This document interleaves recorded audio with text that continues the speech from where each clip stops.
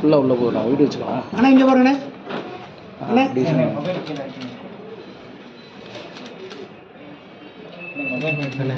வைடாம்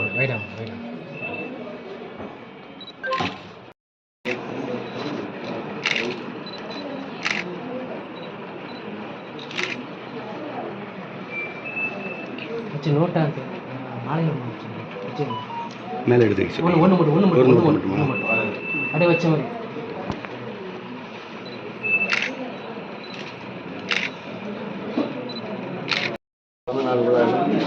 பெருந்தலைவருடைய இல்லத்தில் வந்து அஞ்சலி செலுத்துவதை கருதி கொள்கிறோம். இன்றைக்கு தமிழக அரசு தனியார் பள்ளிகளில் ஏடு வாங்குகின்ற பள்ளிகளில் காலையில் உணவு போடுகின்றதை தமிழக அரசு அறிவித்துள்ளது. அதேபோல் இன்றைக்கு இருக்கின்ற காங்கிரஸ் கட்சியினுடைய இயக்கத்தினுடைய தலைவர் செல்வப்பெருந்தகை காமராஜர் எங்களுக்குத்தான் உரிமை என்பதை பலகாலம் காமராஜருடைய காலம் ஒரு 50 ஆண்டு காலம் கழித்து வந்திருக்கின்ற ஒரு தலைவராக இருக்கின்ற செல்வப்பெருந்தகை காமராஜர் எங்களுக்குத்தான் உரிமை என்று இன்றைக்கு நேற்றைய தினம் உரிமையோடு அறிக்கை கொடுத்து தமிழகமெங்கும் காங்கிரஸ்காரர்கள் காமராஜருடைய பிறந்தநாளை கொண்டாட வேண்டும் என்று அறிக்கை கொடுத்திருக்கின்றார். உண்மையிலே இது வரவேற்கத்தக்க விஷயம். இதைத்தான் நாங்கள் நாடார் மகாஜன சங்கம் எதிர்பார்த்து கொண்டிருந்தோம். ஏனென்றால் காமராஜரை பொறுத்தவரையிலும் ஒரு ஜாதிக்குள் நாங்கள் அழைக்க விரும்பவில்லை.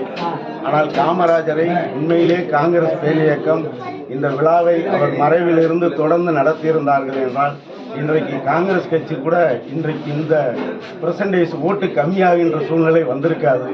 அதையெல்லாம் அவர்கள் மறந்து இன்றைக்கு இந்த தலைவர்கள் வருகை தந்தவர்கள் இன்றைய தினம் அறிக்கை கொடுத்திருக்கிறார்கள். உண்மையிலே வரவேற்கின்றோம். அதேபோல் இன்றைக்கு தமிழக அரசும் காலை உணவு திட்டத்தை இன்றைக்கு அறிவித்திருக்கின்றார்கள்.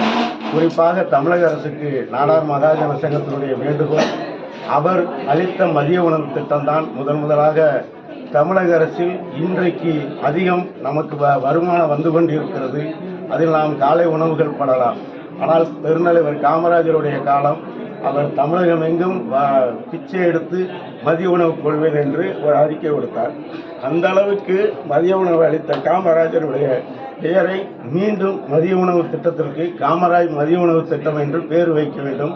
அதை அளிக்கின்ற நிலைகளை அரசுகள் எடுக்கக்கூடாது என்பது எங்களுடைய வேண்டுகோளாக வைத்துத்தான் தொடர்ந்து தமிழகமெங்கும் நாடார் பெருமக்களிடம் இந்த விழாக்களை கொண்டு செல்கிறோம். அதைவிட குறிப்பாக தமிழகத்தில் இருக்கின்ற அடுத்த தலைமுறை மாணவர்களிடம் இந்த விஷயம் இப்படிப்பட்ட ஒரு தலைவர் வாழ்ந்தார் என்பதை தமிழகமெங்கில் சொல்ல வேண்டும் என்ற சிந்தனைகளோடு தான் இந்த பேச்சு போட்டிகளை நடத்தி கொண்டிருக்கிறோம். அந்த பேச்சு போட்டியில் கலந்து கொண்டிருக்கின்ற 20,000 மாணவர்கள் தமிழகமெங்கும் 50 இடங்களில் நாடார் மகாஜன சங்க நிர்வாகிகள் அத்தனை மாவட்ட செயலாளரும் கடுமையாக உழைத்து இந்த பேச்சு போட்டியை நடத்தியிருக்கிறார்கள்.